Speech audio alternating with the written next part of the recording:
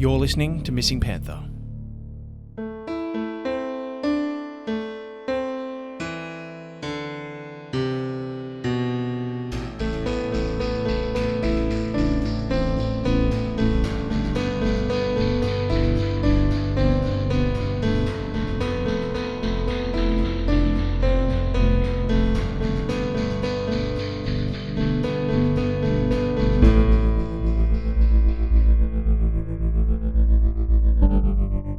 And then he started walking, and immediately I realised through what I was looking at exactly what it was. It was a panther. We were embarking on a trail run in the Otways, and when I turned my head, I saw what I can only describe like a big black cat hunting through the forest. We're going down this road. The puma just came from my left. I said, look at that.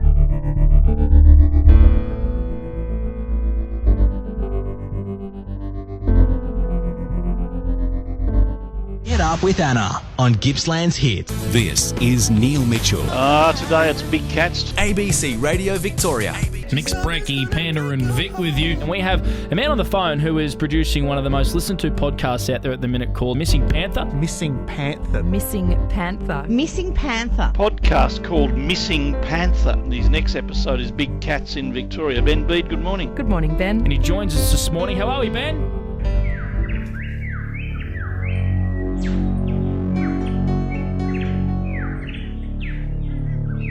When the research takes me to the state of Victoria, it seems to gather attention quite fast. Whether a skeptic or believer, it's obvious there's a deeply embedded interest in the story of big cats here. So far, I've interviewed hundreds of people from all over Australia who claim to have seen some form of big cat. Each interview, I first like to ask the very basic questions. Did you see the whole animal or just part of it? How long did you have it in your line of sight? Could it have been the back end of a wallaby or perhaps just a large feral cat?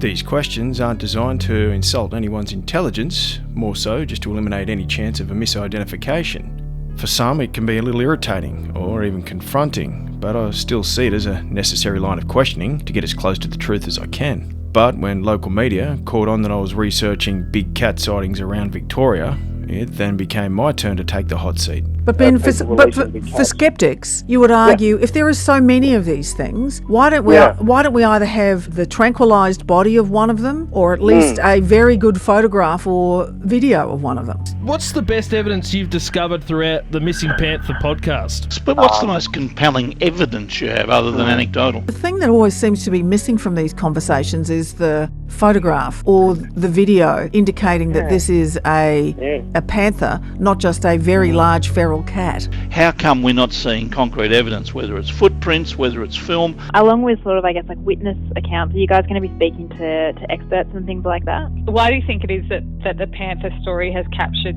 the imagination of communities right around Australia? The line has been feral for some years and they've built up their size, much larger than your average domestic moggy, but they're feral cats that have grown. What about that as a theory?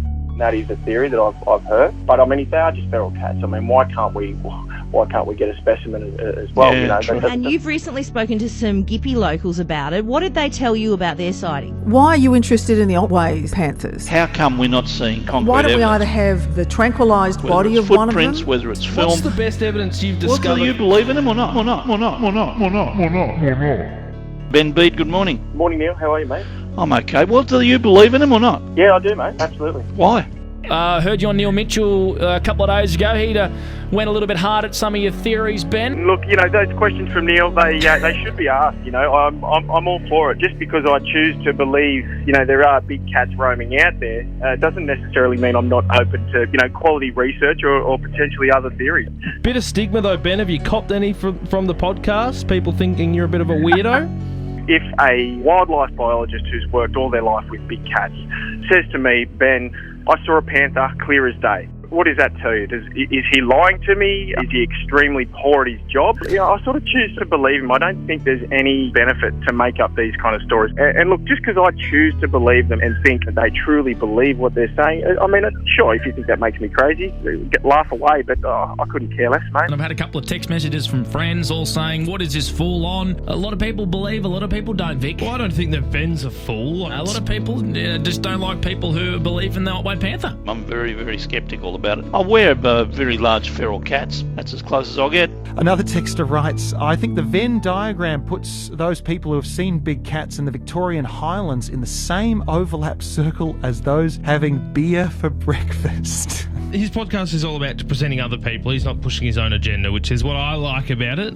He lets people tell the story. 100%. But I do agree that everyone will always continually say, where is the hard evidence? After a few hours of being curled up on the floor under a cold shower, thumb in mouth and lights off, I had to pull myself together and get back on the job. Reports of big cats were coming in fast from almost every corner of Victoria. I'm always grateful to those who are willing to share their story with me. There really is no incentive for coming forward as a witness of something unusual like a big cat. You don't get put up on a pedestal and there's no cash prize. If anything, it's more of a risk becoming the laughing stock at the local bar or the target of a little sneering down the main street, which can be especially hard in small country towns. A lot of people contact me confidentially to share with me something that they saw that resembles a black panther. And a select few of these people take the next step of sharing their story for the podcast. Without them, it'd just be an hour or so of me chatting away with some soothing background sounds. So I thought this would be a great time to thank everyone for sharing their story, especially to those willing to go on record, so we don't have to waste too much time hearing me waffle on. To get this episode kickstarted, we'll be hearing from a Cobden local, Barry McGrath. Barry had an interesting encounter while fishing in southern Victoria. Barry's story also brings us to the Otways, which continually pops up in the media spotlight when it comes to big cat sightings or unusual stock loss. Earlier in the year, I was contacted by the McGrath family, who informed me that Barry had unfortunately since passed on. So, I'd like to dedicate this episode to Barry and the McGrath family. They told me that Barry got a real kick out of sharing his story one last time, and now I'm honoured to be able to say Barry's story and memory will always live on inside this episode. Big Cats of Victoria. Now we're ready to go, mate? Yeah, well, I'll start now. Yeah, well, John told me you were a bit interested and would I ever talk to you, and I said, yeah, I'll have a talk to you. I can only tell you what we've seen, and me and my friend, we used to go fishing once a week, and we'd go to Peterborough, or mainly Sherbrooke, down where the footy ground is at Princetown, right? So this morning we're going in the track, just a dirt track where we parked the cars, and we used to walk around the river until we come to the beach to fish on the beach. We were going in this morning, and it was about a Wednesday after Easter.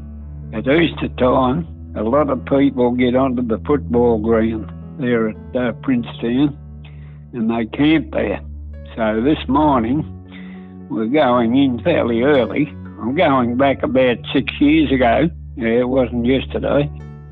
We were going in there quite steady in the car to park, and when we looked up ahead of us was this black big animal. And my mate said, oh, what's that? And I said, well, it's not a fox and it's not a dog. Yeah, I said, I think it's a panther, black panther. And anyhow, he turned around and had a look at us. He wasn't very far ahead of us. He was walking up the side of the road, and we thought he'd just come back from the football ground after all the campers had been there. He'd probably been down looking for a meal, a bit of a feed. So anyhow, he was walking up the side of the track, and he spots us, and he turned round, and he was certainly not a dog because he didn't have a pointy snout. He had a round head on him, you know, and a jaw, yeah, different to a dog.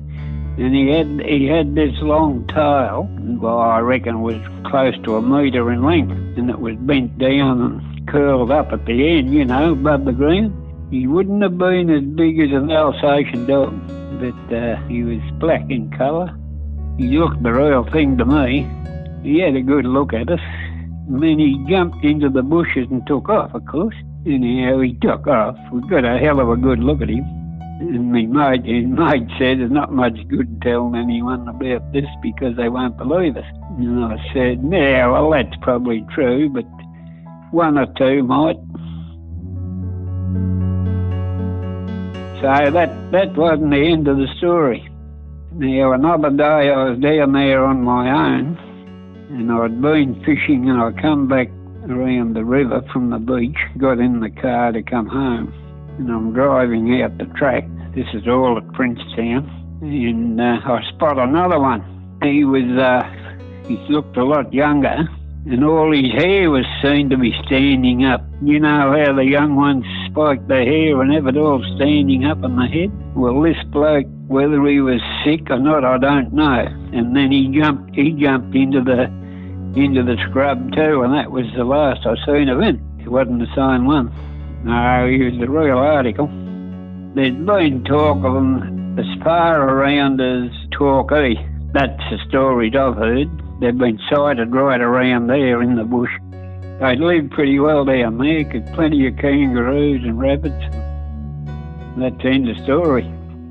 A lot of people don't believe it. It's pretty hard for some people to believe those things because they don't want to believe them. But I can believe it because I've seen it. Yeah, nothing's going to change my mind because I know what I've seen. Okay, mate, thanks very much. Okay, my boy. Rightio, too late.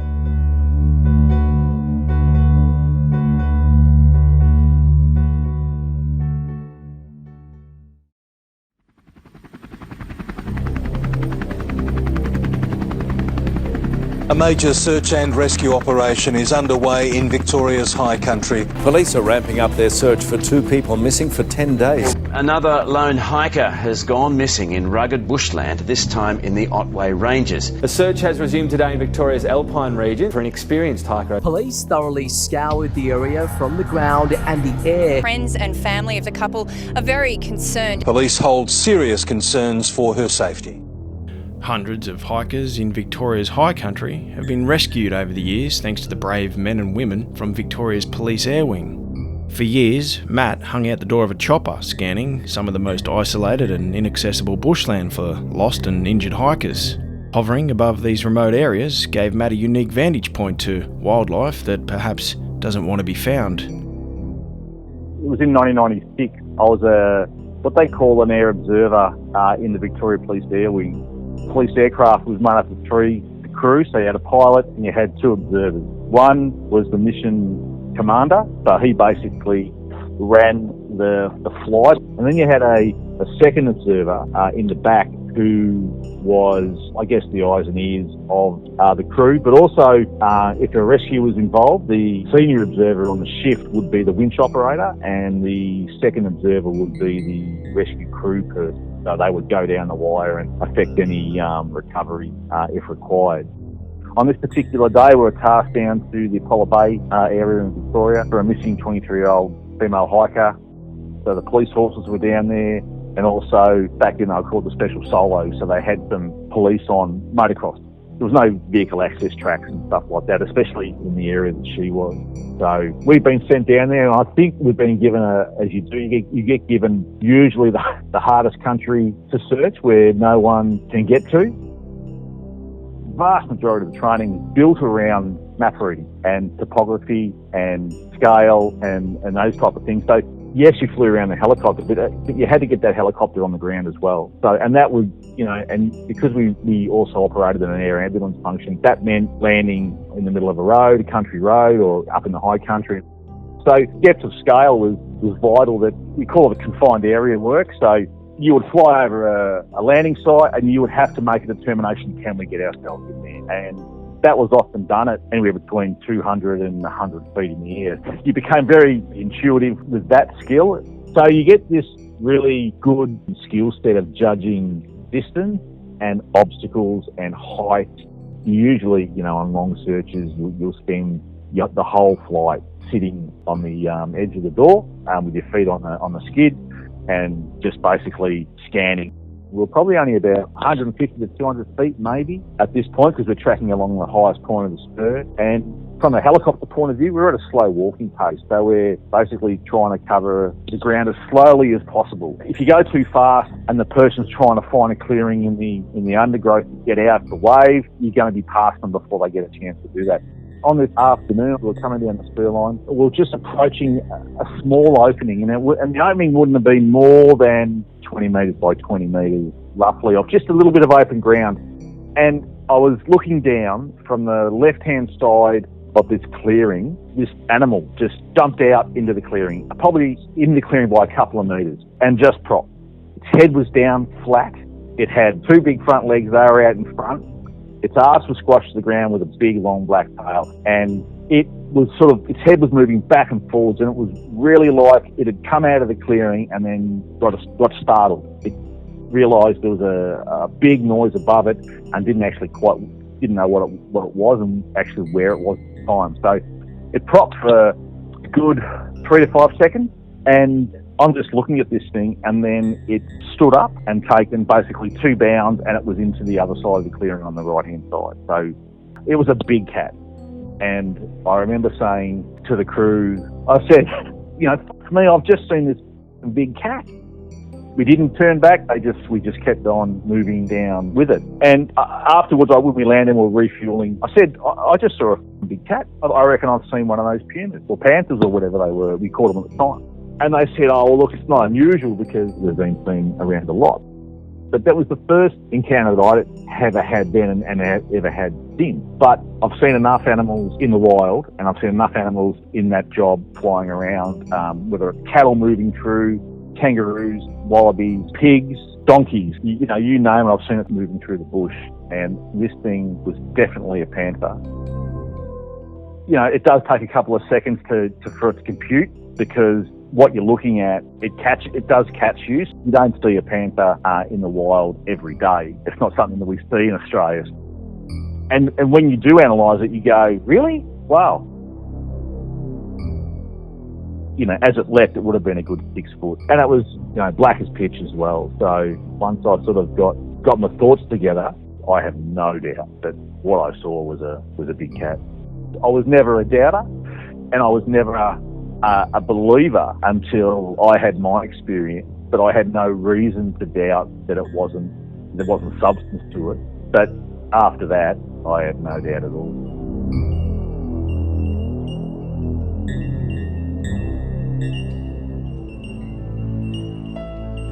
Tim took a trip down to the Otways from the Yarra Valley, only to find out that perhaps the mystery of big cats might be true after all. About 12, 13 years ago it would have been, we used to have a house down at Apollo Bay, and we were just driving home through the hills above Skeens Creek. About 10 o'clock in the morning. It was crystal clear day, it was a beautiful day. My wife and myself in the front and the kids in the back.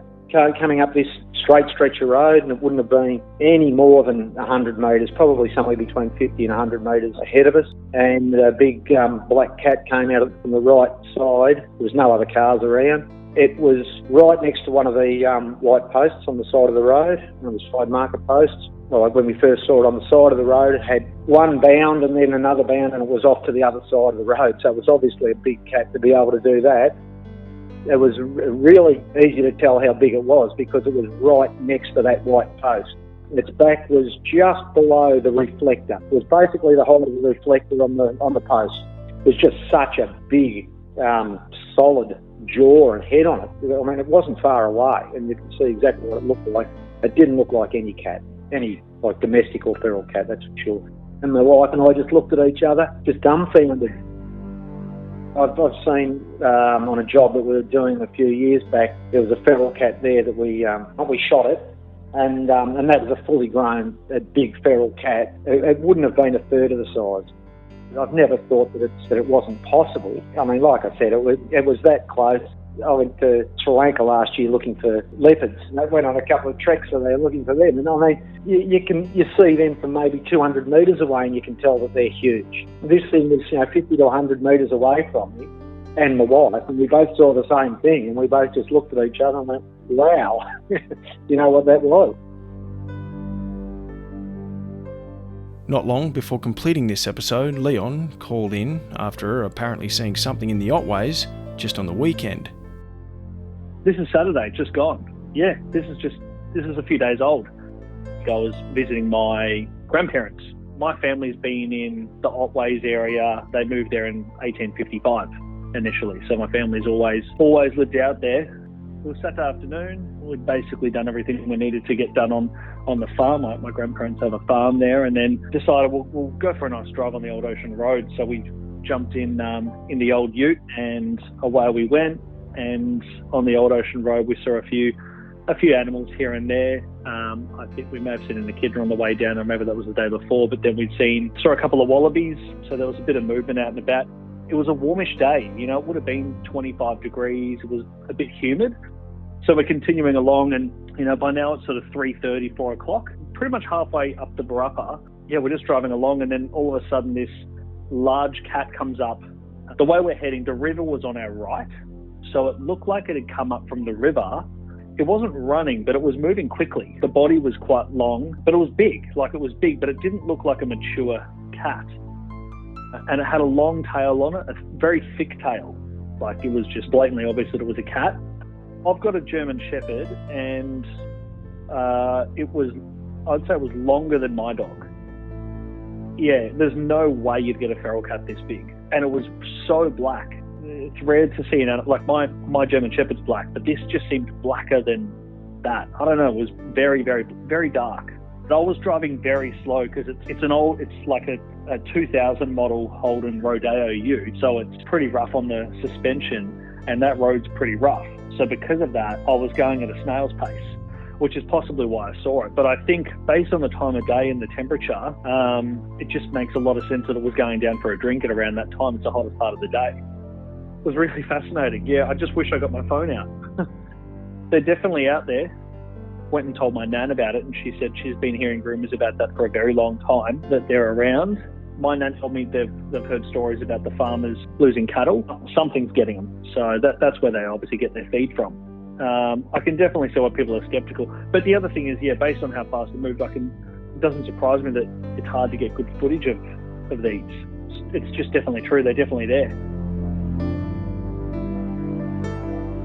When Philip put on his running shoes one morning, the last thing on his mind was running for his life. So the day was last year in October. Me and my friends, we got a small running group, and we were embarking on a trail run in the Otways behind Aries Inlet. We did a 11-kilometer loop. It's a relatively remote single track, and I'm the least fit of the three of us, so I'm always trailing behind. And I didn't know the track I was running, and it was about 11 in the morning and really dense bush, like single track. And I was running along, I was a bit out of breath, and something caught my attention out of the corner of my eye. And when I turned my head, I saw what I can only describe like a big black cat hunting through the forest. It was pitch black. If size-wise, I would have to explain it like a large, big, fat Labrador, but it wasn't fat. It was lean. It was muscular. It completely absolutely startled me because I couldn't. My brain was like, "What was that? And what's it doing here? That doesn't belong here." If feral cats get the size of a large Labrador / maybe German Shepherd in muscularity and in size, then that animal that I looked at must have been just guessing between anywhere around the 30-40 kilo mark. Just guessing by the size, the animal was about 10-15 meters away. It was really strange experience at the time because my brain immediately went, what was that? What was that and what's it doing here? And when I saw the animal leave, my first concern was, what was that? Where does the trail go? Is there other people? And then I was concerned about the safety of my friend's dog who was running off lead with us. But I certainly felt vulnerable, and I had this what just happened moment. It was strange. It was a strange experience. I've never seen anything like that before. It took me 20 minutes to catch up with them. My mate said to me, what happened? Because apparently I was completely white in my face. And the first thing I said to him, where's your dog? Because he has a Kelpie, and I just wanted to make sure the dog is safe. Then when I said to Angus, I said, I don't know what I saw. It looked to me like a panther. And he said, well, you must have seen the Otway panther. Since this day, we haven't been out there again. So my encounter was very brief, but certainly intense and out of the ordinary. And I tell people, I've told people about it, and they go, I don't believe it. So I'm not blaming you. I wouldn't believe it either. It couldn't have been anything else. I told somebody about it who lives in the Otways, and he said, oh, Simon Townsend, he's researching big cats. And then I had a look in his website and looked at what he does. And then I thought it might be interesting for him to reach out for research. And he did confirm that this area historically had a few sightings.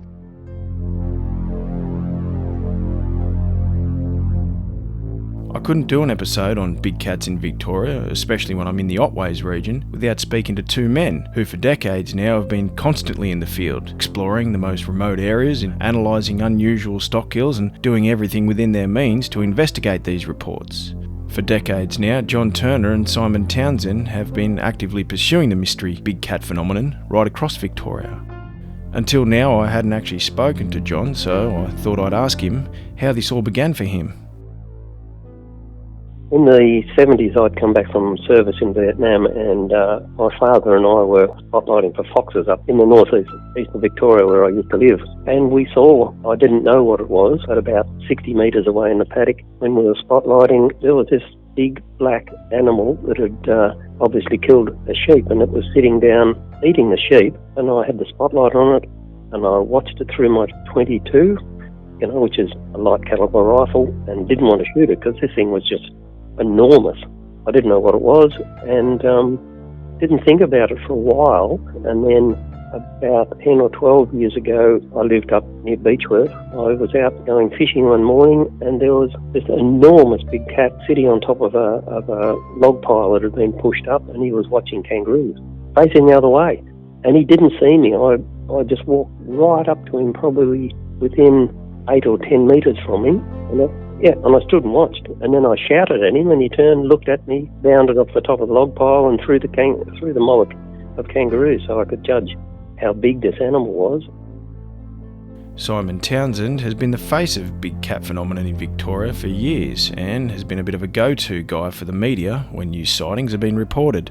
Simon Townsend has been hunting big cats for 30 years. Last few years, we've had dozens of stock kill reports that we've investigated. Official evidence of Victoria's big cat is scarce. Stories like Simon Townsend's sightings in the 1970s have become folklore. I'm currently saving material that could be used for DNA analysis, particularly the saliva of these potential predators, with the analysis actually producing for us a definitive result of what we're actually dealing with. There's been rumours for many years of a thing called the Great Otways Puma, and interestingly the Ford Motor Company has recently released a new car. It's called the Ford Puma, and Ford is going to put some money into setting up cameras and things around the bush in the Otways to try and see if this potentially mythical cat is actually real. Our next guest is a researcher at Big Cats Victoria, Simon Townsend. Good evening.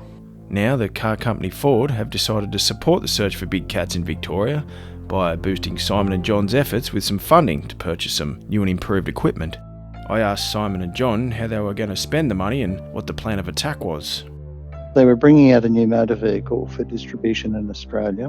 They were wanting to promote this particular vehicle, and I did a few sums and thought about the gear that we do need. Some new trail cameras, game cameras, call them what you like, and night vision gear, and possibly a thermal imaging unit. It helps put us back in the game. On the pastoral country that borders the Otways, especially to the north side, we've had foals killed and eaten out overnight. We've had sheep killed, eaten, found one day, and they disappeared the next. They've been carried away. That really makes you stop and think. It keeps me fired up. It's an eye-opener when it happens. If you've got one piece of what I'd like to think of, John and I would refer to it as hot ground when we're talking together, but to other people say, a place where several occurrences have happened, that's what is very valuable. You just hunt the one place, you think about the one place, you know it intimately. Well, I've got to be careful because the last thing I want is to have cowboys showing up and actually disturbing animals, spoiling the sign, all that sort of stuff. That's primary, And that area is the closest to John and I.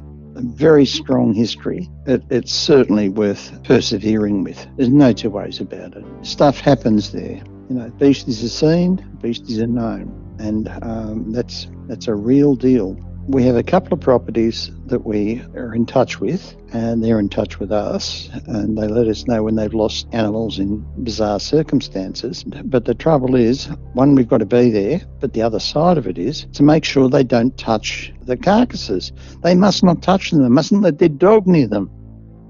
The Otways region is very close to where we are. So it's, within 30 kilometres or so of Geelong, we're in red-hot big cat country where we get sightings maybe 2, 3 every week, sometimes half a dozen. We have farmers in these so-called hot areas that lose 1 or 2 sheep and calves every week, spread over a big area. So consistent, and we're very fortunate that this is on our doorstep. It's nearly always the same pattern: a kill to the throat, roll it over and just hold it by the throat till it suffocates. When the animal is killed, they will open it up, take the intestines out very precisely, like you would do it with a knife, and then the inside of the carcass gets eaten out, cleaned out. Most times when we find a carcass that's been eaten like this, it looks like somebody's wiped the inside of the body out with a sponge. There is no blood left, nothing. It's interesting because we'll go and put cameras on a fresh kill. Nothing will happen to it while we've got cameras on it, but the carcass will start to rot away, and we'll go and we'll move the cameras somewhere else and come back 3 days later and the carcass is gone. I don't know what else would take a rotting carcass the size of a full-grown kangaroo or a full-grown sheep. There's half a dozen properties that border onto the Otways forest where we're going to concentrate. The new strategy that we're taking, we will put a camera close up to a carcass, maybe 3 or 4 metres away from a carcass, quite obvious, on a tree like we've always had. The new way that we're going to do it is then put cameras 10 or 12 or 15 metres away on the camera, including the carcass in the background, and see if we can trick these animals, because they seem to be able to sense a camera. Even though they're supposed to be silent and infrared cameras, we think it's somehow sensing something in the cameras. I asked John what the plan was if they were ever able to get their specimen. Melbourne Zoo would like us to bring a carcass of the cat for identification. They don't care whether it's been run over on the road or whether a farmer or a hunter has shot one, but they don't want the thing just disappeared and scun and hung on somebody's wall as a trophy. We have to have a specimen so we can do proper DNA analysis of the animal and find out where it came from. Recently, I had a hunter that had thermal imaging scope. Well, he was shooting foxes and he was very successful. He saw the cat 200 metres away, and as soon as he turned the thermal imaging on, the cat looked at him from 200 metres away. All of this is on the same property, a couple of thousand acres on the edge of the Otways. There's been a cat living there for years. It's obviously breeding because they don't live that long, but there's certainly a hot spot where we go. Before I die. Like to get this out of the way.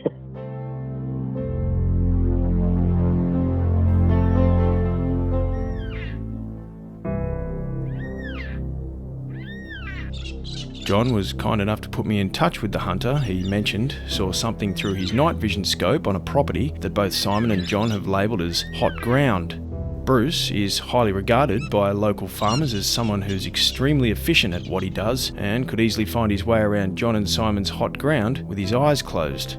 Bruce explains a little more about what he does and tells me of the night he and his hunting partner Peter were left scratching their heads. Yeah, look, it's a service we provide. We enjoy doing what we're doing, and controlling pests is obviously certainly a big part of a farmer's job. We take on that task for him, and we provide our service free of charge because it allows us to be able to hunt on a property, and it's a privilege, not a right, to be able to go out and hunt on somebody's property. So we scratch each other's back, really. We help take care of his problems, and he allows us the freedom of the property, and we treat that property as we would treat our own property. So we work really well together.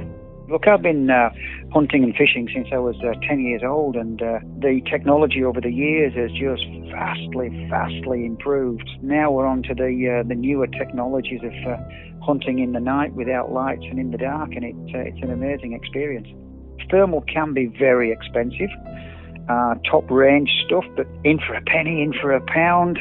Now that particular scope of mine will record, I can take pictures. It's seeing in the dark, basically. It's okay having the scope, but we use thermal spotters also, top of the range spotter. This particular type of stuff, you can pick up a man a mile away. It's amazing technology. The actual quality of the image is quite amazing. Everything that delivers any kind of heat signature we pick up. I can be walking along and I can pick mice up, 50, 80 metres in front of me in the grass. Birds, you see birds flying along when you're panning around and looking. You'll see a bird fly past, or possums in trees, rats, gazillions of rabbits, foxes, the way they move. their silhouette, even when they're a long way away. You know, when you're getting out 500-600 metres, you pick them up straight away. Oh, fox. Just the way they move. And then as they start to come within sort of 250 metres away, full identification, no problems at all. I mean, you can pick them up and identify them out past 400 metres. But, you know you're specifically on. You're seeing tail, ears, snout, the whole body, the way they move, the structure of the animal. They're inquisitive. They're sort of sniffing the air. You can see all this happening through the scope. I introduced myself to David, took me around the property. With his fox problems, he'd heard that we're very efficient at what we do. I don't use vehicles. I do it all on foot. We do it in the night. We're very quiet. The only thing you're going to hear is the odd gun going off. So the fox problem was his main concern. Now, he did make aware to us that there was this animal. He'd been sightings of this animal himself, a large black panther. Panthers, as you know, that kind of word that could be something along the lines of a jaguar or some kind of black leopard. To be honest, Benny, I'm a believer. Seeing is believing, a believer. And I just sort of, in the back of my mind, let a little yawn out and waved my fingers over my mouth. Oh, yeah, panther. Oh, yeah, I'm sure. Ho, ho. But yeah, I am seeing is believing. If somebody to come to me and say, I've seen a panther, I would, oh yeah, and I would just wash it off. So we were out, and we'd think we'd got 5 foxes that evening, and it ended up quite a late evening because we were still knocking foxes down late on, and we went round and took our scalp for the bounties, and we're on our way back down towards the farm buildings. Now at this point, I'd decided let's put a head torch on, just one. They're not strong lights, they're just for where you can walk. Throw quite a wide beam. They're not a big pencil beam or anything like that. Like an $8 torch. Now, I'd taken all the rounds out of my gun, pulled my magazine, and I just glanced to my left. And all of a sudden, there's these big eyes. And in the beam I had, they seemed quite orange. And I thought, oh, fox. Then immediately I thought, gee, they were big eyes and spread apart. So I flicked the light straight off and I pulled my monocular up. It's gone off the track. So I said, hang on, Pete. So I've just nipped to my left then to look down round the corner of the building across that paddock to see what it was, because it would be running away. I would see it. I can't fail to see it with the gear I've got. Oh, that's strange. It's gone. Oh, never mind. It's 2 o'clock in the morning. Let's bugger off. So we've walked then across the front of that building. And just when they got to the end of the building, just out of curiosity, I just looked to my left down the other side of the building. Whack! There it was. Saw 2 big eyes again. Couldn't believe it. It's there. You're joking. Turned the torch off straight away, put my head down, turn it off, and then we've got the binoculars up. And then we've got the shock of our life then what we're looking at. It would have been about 20 to 25 metres in front of us. So this thing was big and bold in this equipment we're looking at. And it was sat like a dog or a cat would sit looking at us. And then we go into a discussion like, what the hell is that? Because we can tell if it's a sheep or a ram or a goat or a koala bear or a panda or a giraffe. It's really easy to work out what it's not. Trying to make it into something that it wasn't. Well, maybe it's some dog on steroids. It's like the size of a Great Dane. But why is the head so big and round? And we're having this conversation. Well, we better not shoot it. It might be some exotic animal the farmer has. And it just sat there staring at us. It didn't move. So I'm looking at the muscle structure of the shoulders. They were huge. And the thickness of the long legs at the front. What the hell is that? Can't be a dog, but we better not shoot it. We'll be in trouble if we shoot that. And because we hadn't seen it move, that was the biggest thing, trying to determine what it was. But if this thing stood up, it could put its legs over my shoulders and lick my face. That gives you a bit of an idea of the size of this animal. And we can judge distance with this equipment really well. This animal decided, I'm just going to leave. And it slowly got up, and then, I tell you what, my jocks were in a lot of danger, mate, from getting the back snapped out of them, I can tell you. It stood up and it gave us a full broadside, but it moved so methodically and slowly. Every footstep it took, the tail was it seemed to be at least the length of his body. The tail will haunt me. Thick, it never went to a point, it just went to a round end. It didn't wave around, it hardly moved. And then it started walking, and immediately I realised through what I was looking at exactly what it was. Panther. Whether it was a jaguar or a leopard type animal, I could not tell you exactly what it was, but it was a panther. And as soon as he started moving, I said, Pete, get your gun up! Get your gun up, for God's sake! Quick, quick, quick! Pete had to turn all the technology back on. If I'd have thought about it at the time, I could have put my gun up and just pressed record. But you don't think that. It's an afterthought. Then this thing walked, and then it turned away from us, and it was starting to walk straight down between two other buildings. It never kept looking back. It never moved, picked up its speed. It just wandered down this track and then around the back of that building. Where, said Pete. I said, it's just gone round the corner. Did you just see what? Yeah, I did. That was a fucking, yeah, it was. Oh my God.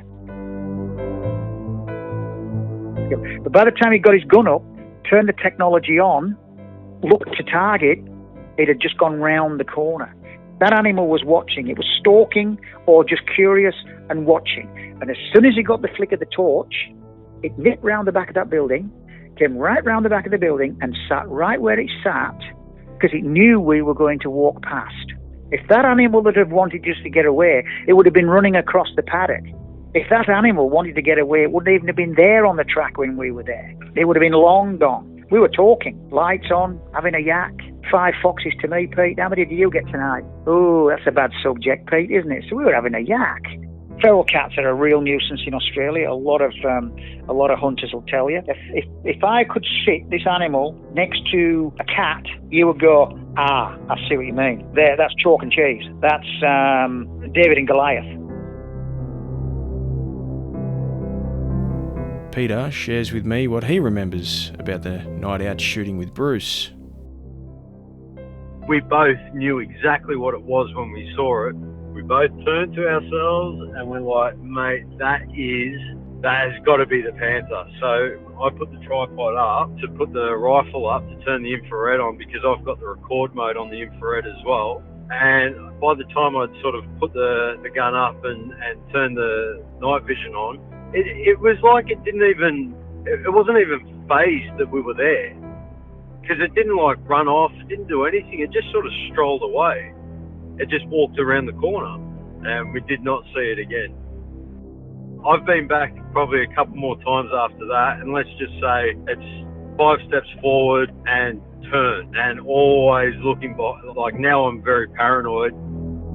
I haven't seen anything like that again, but we were out there, I think it was probably 2 times after that, and we're roughly in the same paddock. We heard this noise that, like, I grew up in the bush and I've never heard anything like this, and what we could sort of describe it was something that was being almost mauled, but it went from one end of the paddock to the other end of the paddock. We could track the noise as it was moving across, and we could hear it so clear as day, but we couldn't see anything. I grew up where there's koalas. I've heard different mating calls and distress calls and all that from different animals, but this, I've never heard anything like this before. What I put it down to is that this was a lot larger than a feral cat, and I do understand that feral cats can get quite large. I've seen ferals in the thermal before, and this was nothing like that. Bruce has been out there a couple more times. He's seen it again. I think he was out by himself. I think he shat his pants. After the first sighting, Benny, I was on edge. I didn't want to go there. I wished I'd have never seen it. And I really mean that.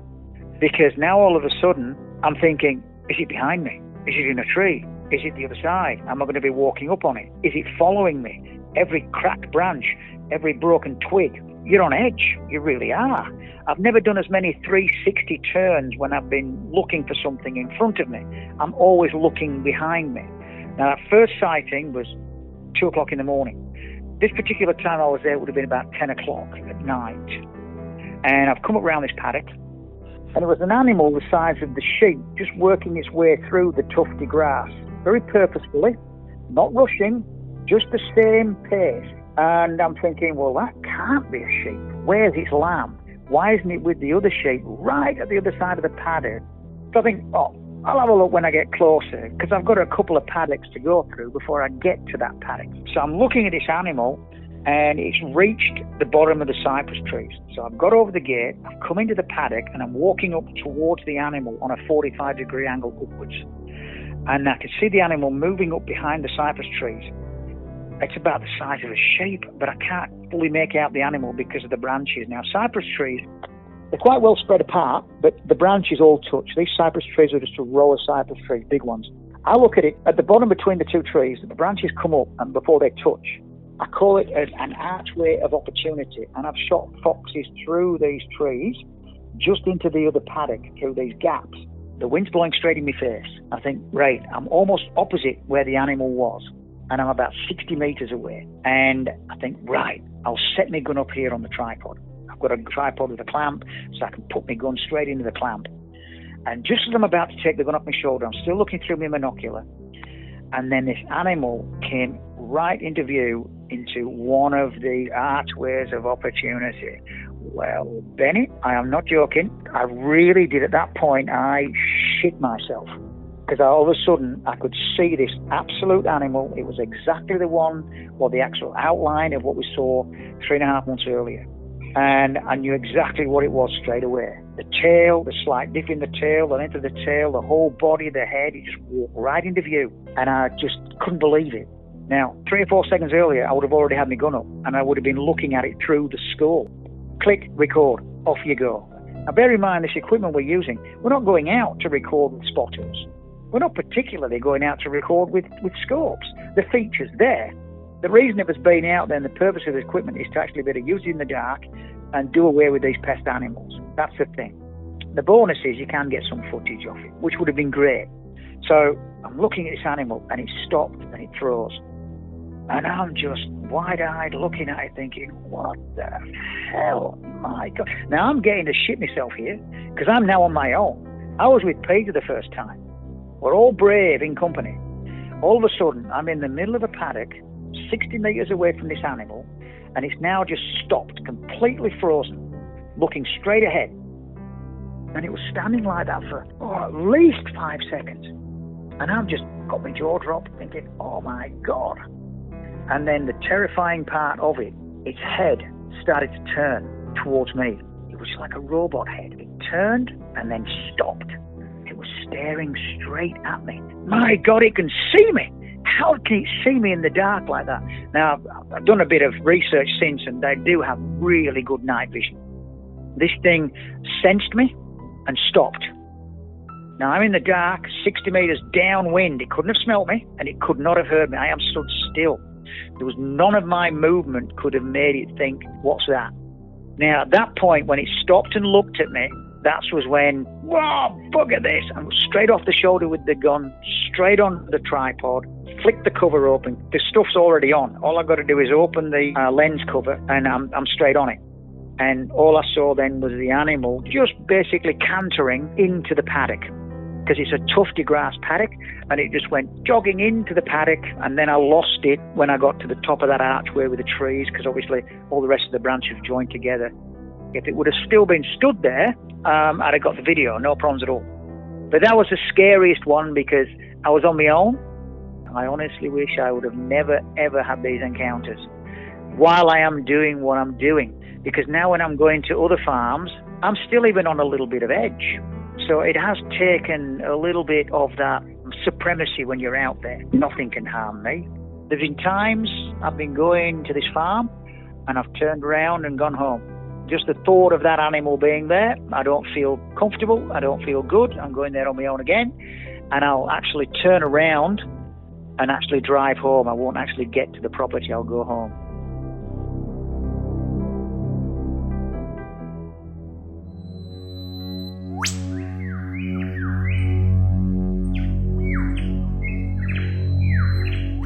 About an hour drive north of Melbourne sits a small country town by the name of Lancefield, which has also been at the centre of big cat stories for years. Patrick, a Lancefield local, contacted me with a story he had as a young fellow while shooting rabbits. Patrick's been a great help and resource for me over the months and got me up to speed with the history of Lancefield and the many interesting encounters in this area over the past few decades. This is Patrick's story. When I saw it, in terms of time frame, was close to about 30 years ago. There was a time frame there around Lancefield where the Panther had been reported to have been seen by a few different farmers. There was one guy initially who had claimed to have seen it. He was checking the sheep at night. He had seen it and reported that it ran at his Land Cruiser ute. As it was sort of running at the car, he fired a shot off through the car window, and he was in such a rush he put a bullet through his rear vision mirror. For a number of years, they had his rear vision mirror hanging on the Lancefield pub wall. Growing up, I used to go and do work for people that own Mount William Winery. It's like about a 15,000 acre or hectare flora and fauna forest that runs along a mountain range out there in, I think it's like Panther. The son of the people that own Mount William Winery and myself as kids used to go out rabbit shooting. So the sheep farm we were on would have been somewhere between 5,000 and 10,000 acres, like pretty big farm. We used to walk 20, 30k in a day around this property.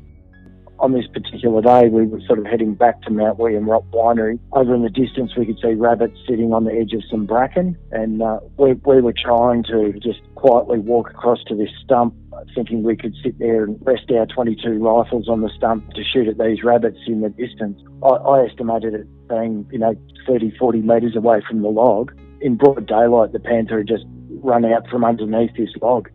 So it was the middle of summer, grass wouldn't have been more than an inch or two high. So it was clear view at a very close distance. And we watched this thing, run a few hundred metres sort of off to where it was standing next to some bracken with some trees not far away. It stopped, turned around and looked at us. Under the log, when we walked over there was a full-grown sheep that had its throat torn out. This cat was big enough to bring down a full-grown sheep by the throat, tear its throat out and drag it under a log. And I think it was probably sitting there just about, getting ready to feast on this full-grown dead sheep. And it's about the only reason we got so close to it, because it was a bit distracted.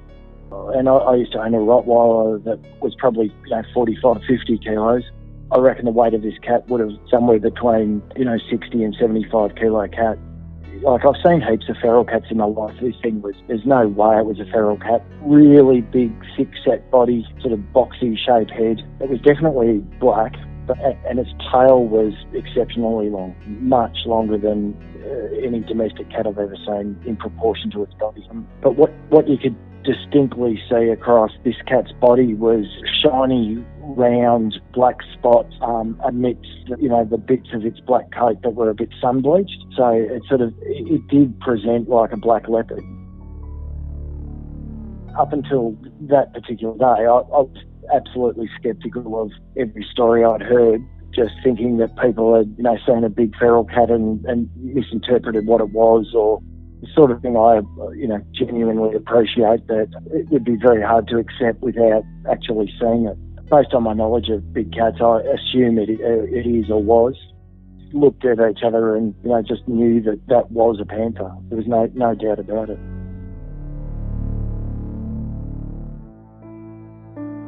While searching through old newspaper articles, I kept noticing the same picture of what seemed to be a panther statue in the centre of town. When I looked into this a little further, it turns out that even the locals were left scratching their heads as to who made it and how such a large and heavy sculpture appeared in the town centre overnight. As I was conducting interviews with the Lancefield locals, coincidentally, someone happened to be good friends with the mystery artist and was able to put us in touch. Mike Jones shares the whole story of his panther sculpture, as well as the crazy midnight mission to plonk it in the centre of town undetected. I bought a house in Lancefield while still living in the UK, and my sister at the time was living in Melbourne, and she sent over to England a newspaper cutting from The Age talking about the panther and the sightings of the panther. Now, this is just over 30 years ago. I was so intrigued by this that when I finally arrived in Lancefield, my first visit, I think, to the Lancefield Hotel, there was a pair of stubbies taped together with a piece of string to resemble a pair of binoculars. And they hung behind the bar, and this was something of a piss take of a local that had claimed to have seen the panther, and he happened to be inebriated at the time, hence the beer stubby binoculars. So that kind of tickled me a little. I thought, we should commemorate it, and that's how I come to make the panther. When we installed it in the middle of the night, it was already mounted on a precast concrete slab. So basically, I made it up at home and then poured concrete into a big mold and set the panther in it so that when we delivered it, it was already kind of permanent, if you like. Now, at the same time, my wife and youngest son, I produced a series of petitions, and on the night that we installed it, she and he went up and down the high street putting these petitions under the shop doors, which said something to the effect that Romsey has this poxy sculpture by the skate park meant to emulate a derelict farm building with a tree growing through the roof. On the petition, I wrote something to the effect of, I took a photograph of that particular artwork and said something like, Romsey got this and it cost the ratepayers $30,000. Lancefield's got a panther and it cost them nothing. Should it stay or should it go? And that stumped the council, of course, because overwhelmingly the local community said it must stay. Now, the council went to some great lengths to try and find out who made it, and I was keeping stum. Just because I had explored the idea of public artwork in the town in the past, but it became quite apparent that if I were to go down the appropriate channels, it would never happen. So I just took it upon myself to make it and sneak it in there in the middle of the night. Now, bear in mind that it's sitting on a concrete plinth which was about 150 mil thick. I very quickly became aware that children were going to be climbing on this thing, and if one was to fall off and hit their head on the side of this concrete, wouldn't be very good. So, again, in the middle of the night with a bunch of locals, got a big forklift in there, we lifted it up, we excavated the ground, and we reset it so the concrete was flush with the surface. Whilst in the process of doing this, Romsey police turned up. They had been tipped off that somebody was trying to steal the panther, and when we explained what we were doing, they were very obliging. In fact, one of the policemen held a torch while we were excavating. And that's about the extent of it. Was my attempt at keeping this tradition or this folklore alive. I didn't want it to die, and I felt it was such a great story that it should be commemorated and be there for the public to enjoy. It's been extremely rewarding from my perspective to see so many children climbing all over it and enjoying it. It's delightful.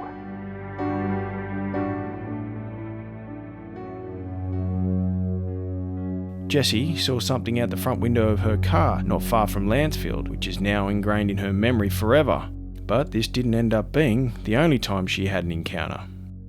When I first saw it, I was just turned 18. I was driving the back road from Taradale to Metcalfe looking for my dogs. Got out and was calling for the dogs and they didn't come. So we got back in the car, started the car, and this big, massive black cat ran straight in front of us across the road. And it had massive legs and a huge tail, like it was like probably a little bit bigger than a lion. It was quite thin though, it wasn't fat. It was dark black. So on the Monday, we rang the council and questioned maybe what it was. The Castlemaine Council put a call out and said, look, we've had numerous calls about it. If you can kill it and bring it to us, then we'll pay you for it. Apparently, they'd pay you $1,000 if you could kill it and give it to them. But obviously, no one's been able to do that yet. So, of course, all my friends went out looking for it, but never found it. I went home and asked my mum what it was, and she told me that there was, the illusion of it, that it's all made up. Yeah, she didn't believe it either until she seen it. So I didn't see it or anything for years and years and years. And then about 3 years ago, I was visiting my mum. She lived in Taradale. Their house backed up onto the bush out in Drummond. And we were sitting around a fire in a circle. So there were 3 of us looking out onto the paddocks and then 4 people with their backs to the paddock. And at first we heard like a weird growling noise. but put it down to being like maybe a possum or something. And then all of a sudden the kangaroo started running away from the bushland into the paddock, and this big black cat come running from out of the bush into a separate part of the bush, so like cut across. 3 of us seen it, and by the time the others had turned around, it was gone.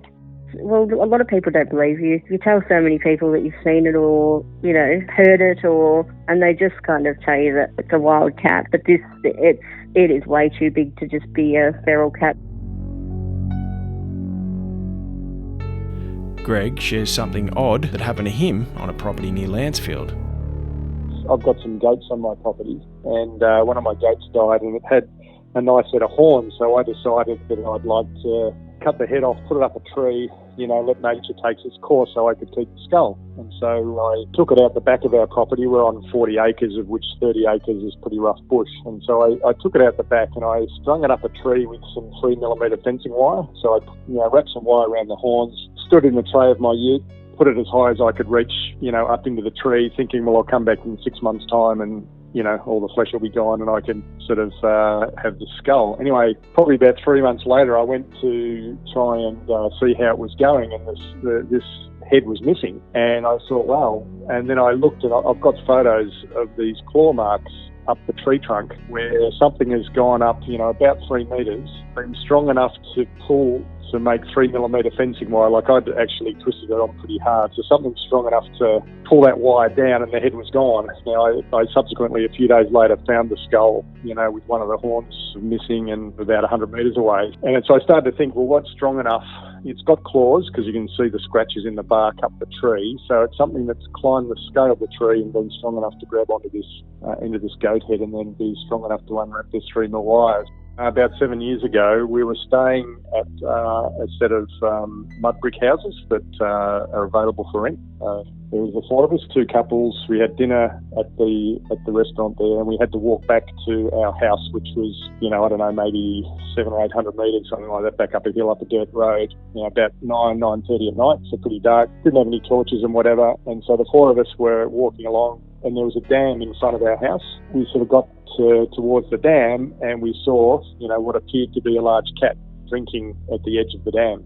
Of the 4 of us, 3 of us saw it clearly. The 4th person didn't. They were looking the other way or something. But anyway, we saw something that had a long tail, sort of curved upwards, bigger than a dog or about the size of a large dog. It was drinking at the edge of the dam, looked up, you know, we sort of startled it. It just sort of turned and disappeared off into the bush. We were pretty close to the edge of a forest, so it disappeared through the wire fence and up into the bush. Probably about 20 metres from it, maybe 15 metres, you know, when we saw it. And so we all sort of stood there and looked at each other and said, you know, wow, did you just see that? You know, what do you reckon that was? And we all concluded that it was, you know, something like a panther.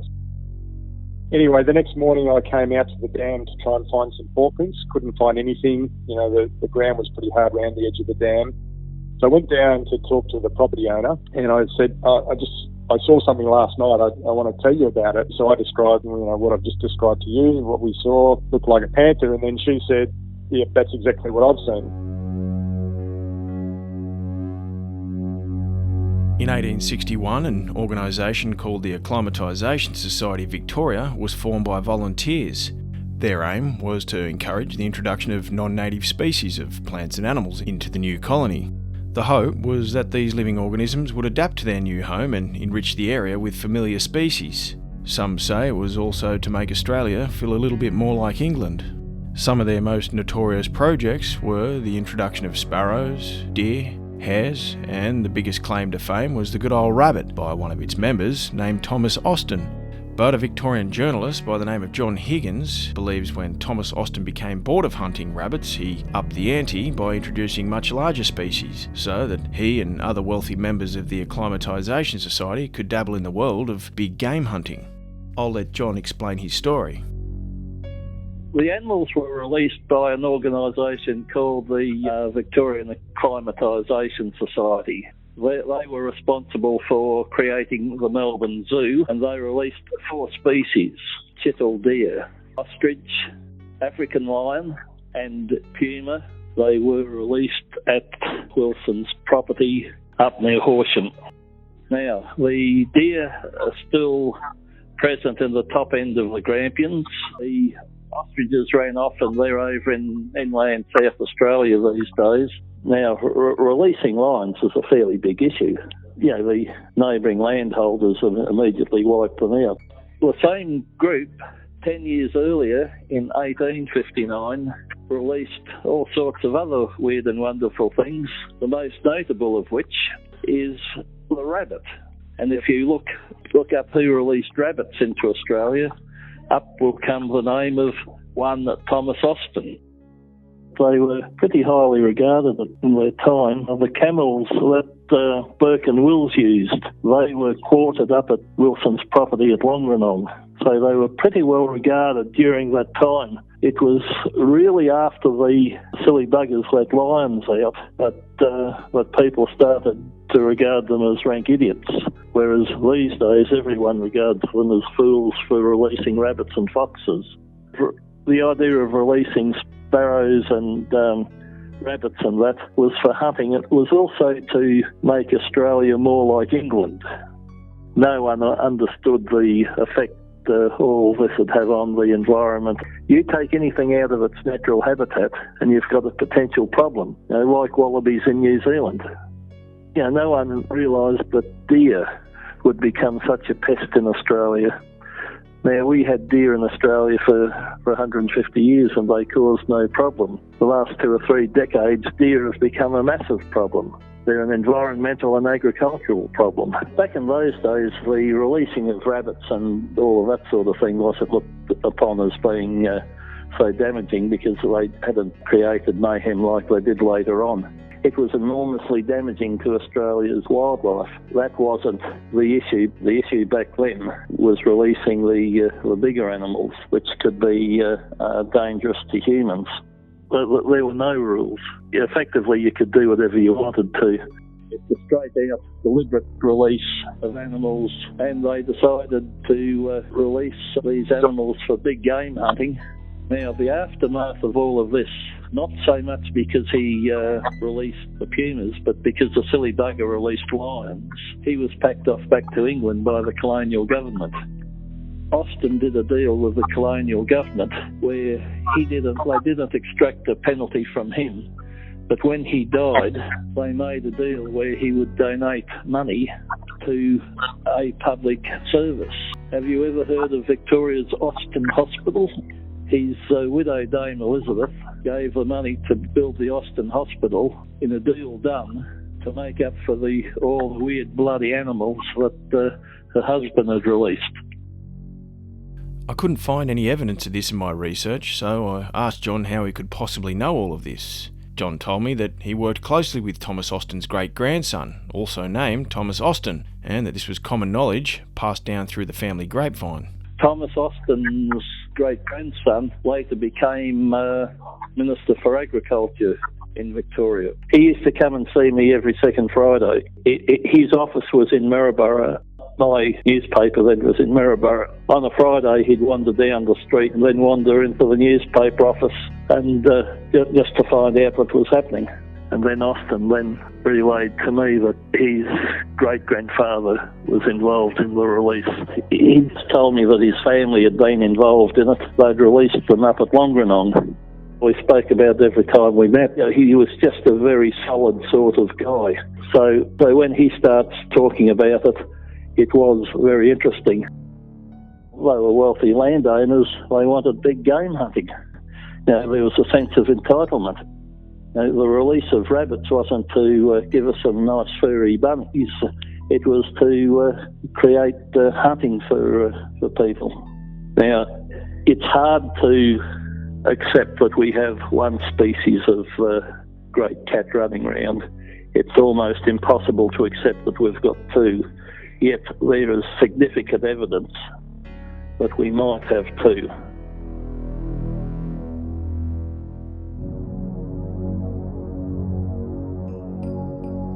Not far from where John Higgins claims pumas were released by the Acclimatisation Society, Tony believes he saw a big cat jump right out in front of his car. One Saturday morning, my father-in-law had a bush flock at a little place called Dadsel's Bridge, which is a 15-minute drive from Laharam, where we both farmed, in his 1976 green HJ Holden ute, bench seat. Father-in-law was driving, my brother-in-law Dale was in the middle, and I was on the outside, on the left. And we're going down this road, it's now bitumen. Back then it was a gravel road, and the Puma just came from my left. I said, look at that. And my father-in-law stood on the brakes, did about 3 bounds across the road. The second time, it just looked at us about a chain in front of the ute. I remember him thinking, that's as wide as the ute, or even wider, with his big tail. He looked at us with the big green eyes, and 1 or 2 more bounds, and he disappeared into the table drains, which were full of scrub.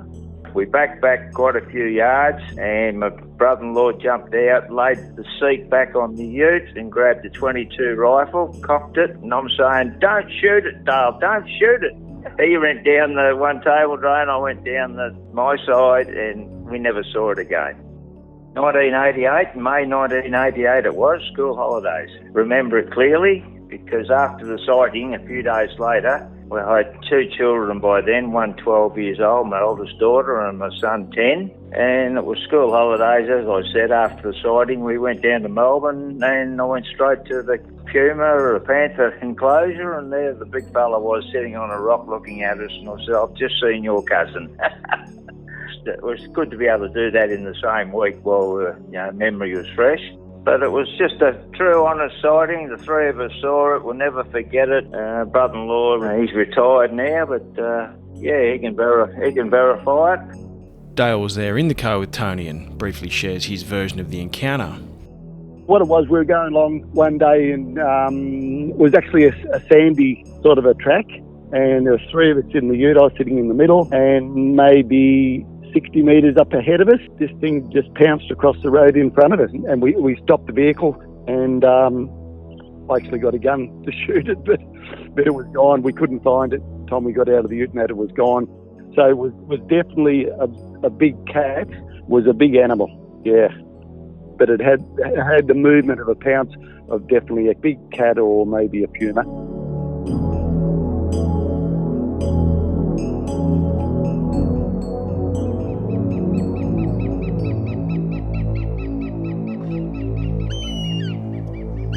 DRNA head office say there's no evidence big cats exist. How come we're not seeing concrete evidence, whether it's footprints, whether it's film? The anecdotal evidence is so strong. It's not evidence if it's just an anecdote.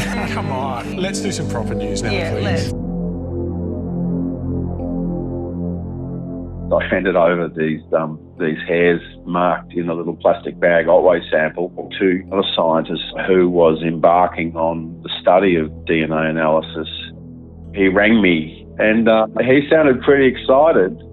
I remember the conversation saying, well, what have you got? And he said, well, what I have got is a very solid match to a black leopard.